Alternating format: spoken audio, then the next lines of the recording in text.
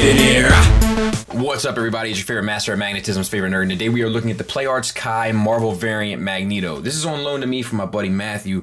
It's a funny story how I know this guy. So I used to work with his wife, calm down lads, years ago, and I don't know how we linked up through that, I guess social media, and then he was working on some music or something, and I got wind of it, and I subscribed to his channel, and I think he subscribed to my channel, and I didn't know he was into this type of stuff, and then before you know it, like, I started seeing him kind of active in it and all that, so shout out to him. It's an interesting kind of story, at least for me anyway. But this guy has a lot of good going for it, and a few things that are a little strange, but for the most part, really impressive. Let's get looking at accessories. So, it comes with like two pointing posing hands that look really good. Detailings are all the same. We'll talk about that when we get to the figure. And then two kind of gripping out using the force hands. And once again, cool poses. And then he comes with the two fist hands that we saw in the opening footage. He comes with a swap out face. The expression might be a little extreme for me, but I get it. You can see that I'm going to talk about the detailings here because you can see it a little bit better here. It's a heavy shading. Now, I think that they're trying to do that to show the shadowing of the mask over the face, but I think it might be a little extreme. I'm not sure. Definitely subjective. It's done well. It's done in like, it looks like an airbrush style, and then the eyes are painted white with a blue ring around them, and then the teeth are all painted and everything is sculpted well. So it really comes down to your sensibility and whether or not that gets a little too shadowy for you.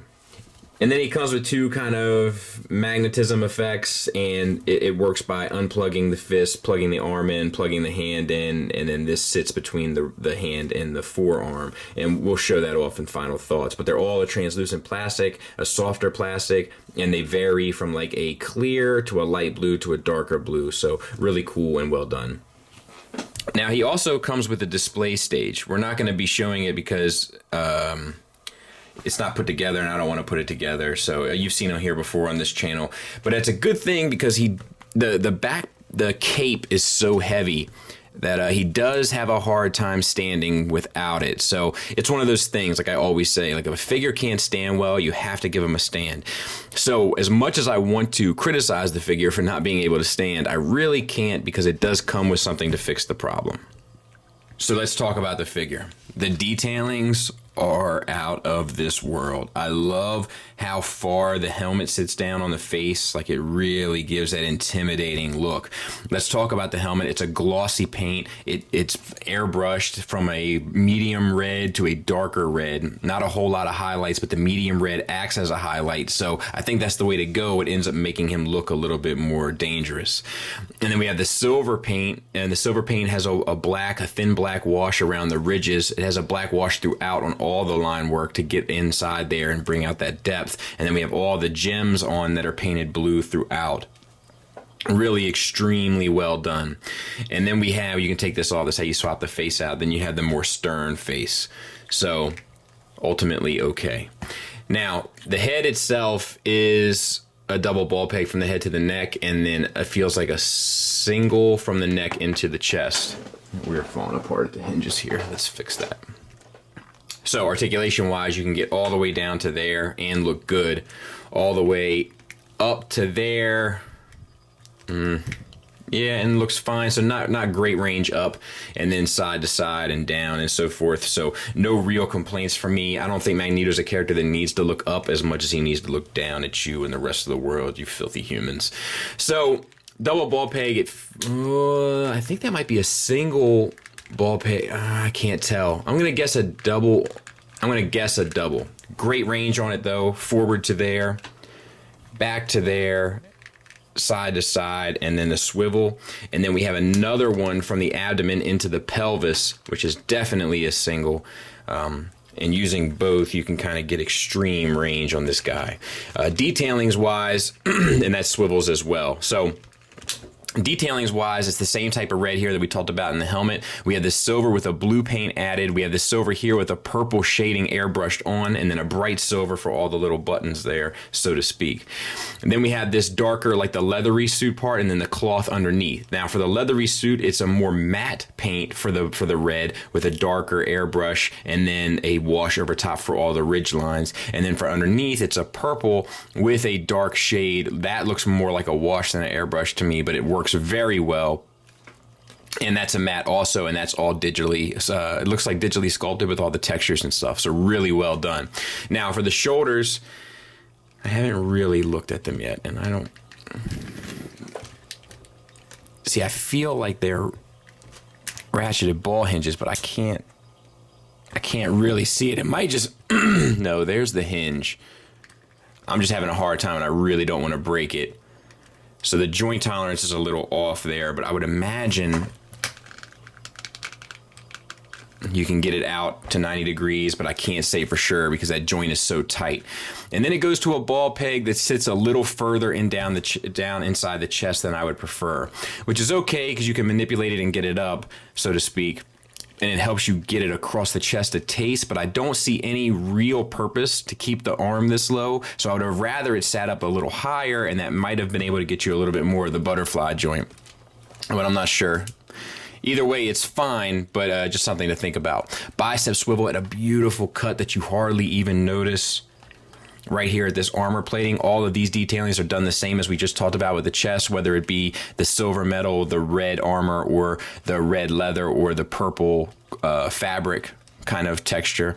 And then we have a ratcheted ball hinge for the elbow that swivels at the forearm, not really at the elbow, at the bicep, which is the best way to do it, and a great range on it. Now we have the same type of joint here at the wrist, and that gets you the up down, and if you manipulate it, because it should swivel at the forearm, it does, it'll get you the in out.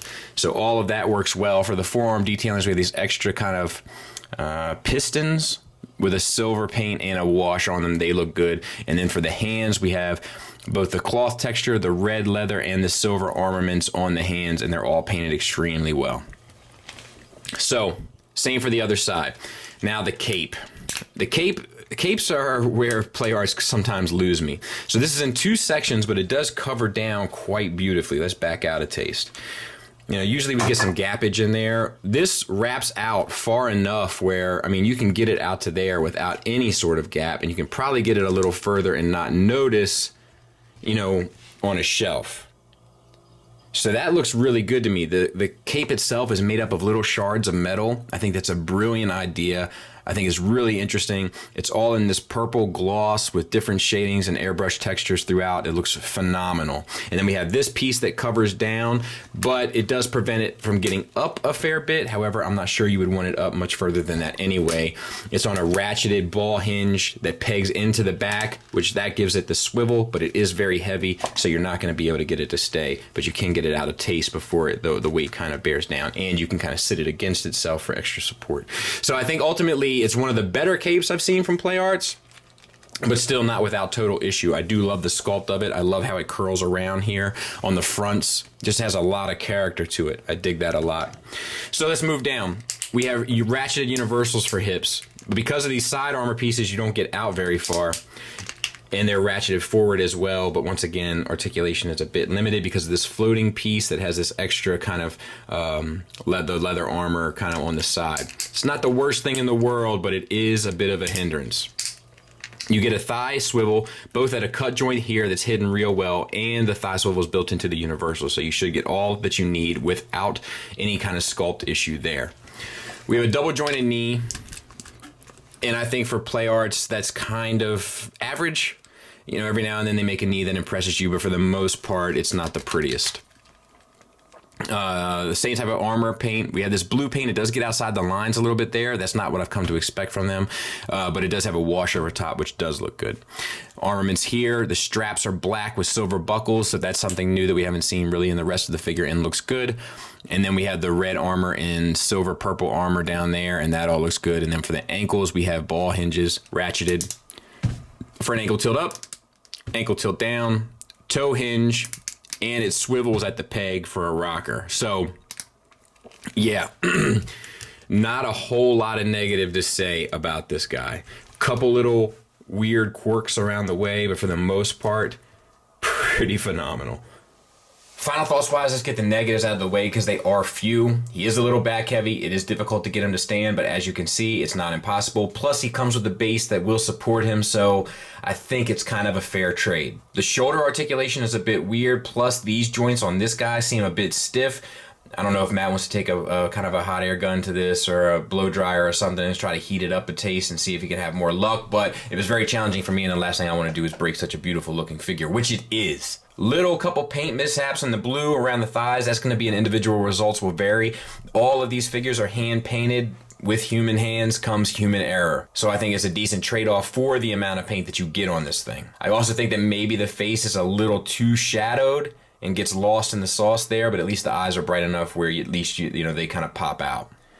But far more good here than bad. The accessories are great. They all make sense, and they lend themselves to being used, which is always nice. The paint is absolutely positively phenomenal. The mattes, the glosses, airbrushing, washing, maybe even a little bit of dry brushing around some of the armor plates. Hard to tell because there's just so much. Different textures, different layers and depths to the sculpt of this figure. It's just absolutely beautiful. The articulation works fairly well across the board, with the exception of the shoulders, which may be just a specific issue on this guy. The presence is crazy, and the materials feel outstanding. So yeah, definite strong recommend from me. And honestly, I'm trying to find more bad things to say about this because of just how much I love it, and I feel like I'm being almost biased towards it. Oh, it's not actually magnetic, so fail. I'm contemplating now whether to get it myself, and I'm not sure if that's the Christmas gift or the Christmas curse. However, I think this video comes out Thursday after Christmas, and a day after my birthday. So how about that? Thanks for listening. Thanks for watching. Until next time, take care.